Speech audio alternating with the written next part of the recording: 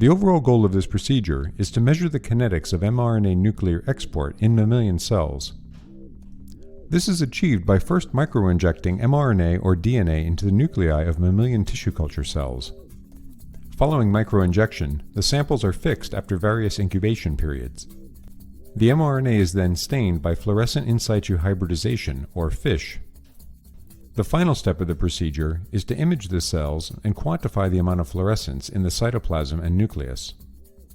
Ultimately, the rate of mRNA export can be measured through a combination of microinjection and fluorescent microscopy.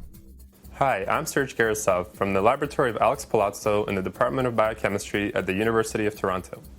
I'm Stefan Tarnawsky, also from the Palazzo lab. I am Amy Cui from the Palazzo lab. And I'm Kohila Mahadevan from the Palazzo lab. Today we will show you a procedure for introducing mRNA into the nuclei of mammalian tissue culture cells by microinjection. We will also demonstrate how to stain the mRNA by fluorescent in situ hybridization. We use these procedures in our laboratory to study the kinetics of mRNA nuclear export in mammalian cells. So, let's get started.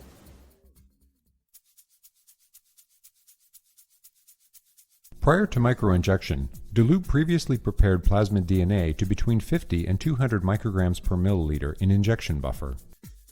Next, add Oregon Green 488, or OG, conjugated to 70 kilodalton dextran to the mixture to enable the identification of injected cells. The OG conjugated dextran will help determine how much of the fluid was injected into the nucleus and how much leaked into the cytoplasm.